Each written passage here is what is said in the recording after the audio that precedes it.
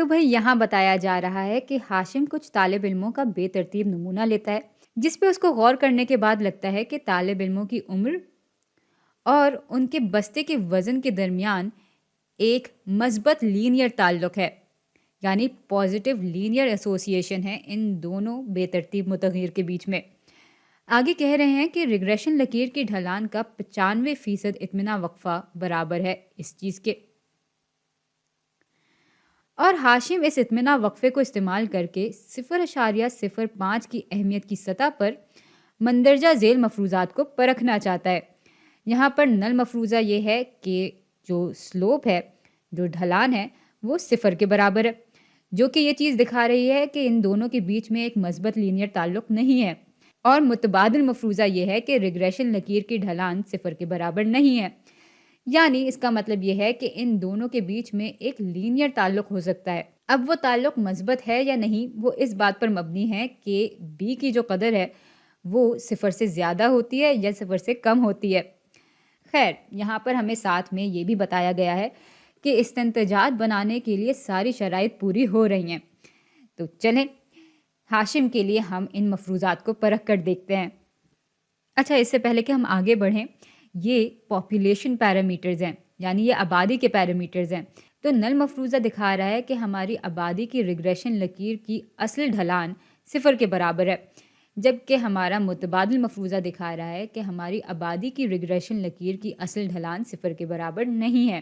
تو اس نمونے کے ذریعے ہم اصل میں اندازہ لگا رہے ہوں گے اپنی آبادی کی ریگریشن لکیر کے پیرامیٹرز کے بارے میں، اس کی سلوپ کے بارے میں، اس کی ڈھلان کے بارے میں۔ چلیں اب اپنا کام شروع کرتے ہیں۔ تو سب سے پہلے تو ہم اس اطمینان وقفے کو اس طرح سے دکھا دیں گے، جس میں اس وقفے کی سب سے کم قدر بھی ہوگی اور جس میں اس وقفے کی سب سے زیادہ قدر بھی ہوگی۔ تو بھائی سب سے کم قدر معلوم کرنے کے لیے ہم 0.39 سے 0.23 کو مائنس کر دیں گے، یہ چیز برابر ہو جاتی ہے 0.16 کے۔ یہ وقفہ یہاں سے شروع ہوتا ہے اور پھر ختم ہوتا ہے 0.39 جمع 0.23 پہ۔ تو ان کو جب ہم آپس میں جمع کریں گے تو ہمارے پاس 0.62 آ جائے گا۔ یہ ہے ہمارا اطمینان وقفہ،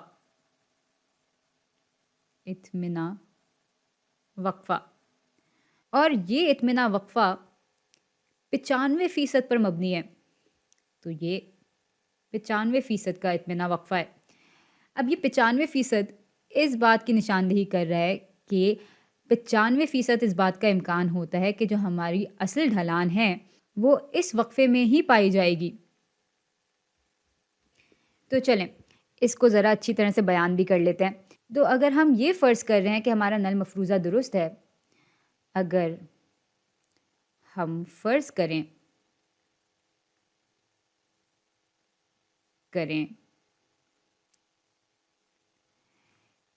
کہ نل مفروضہ درست ہے تو اس بات کا امکان 95% کے برابر ہے کہ ہماری اصل ڈھلان کی قدر اس وقفے کے بیچ میں ہوگی۔ یا اس بات کو ہم یوں بھی کہہ سکتے ہیں کہ اگر ہم یہ فرض کر رہے ہیں کہ نل مفروضہ درست ہے تو 5% یا اس سے کم امکان ہے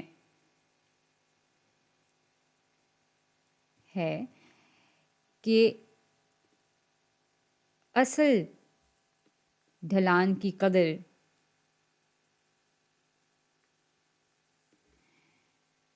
اطمینان وقفہ میں موجود نہیں ہوگی، اطمینان وقفے میں موجود نہیں ہوگی۔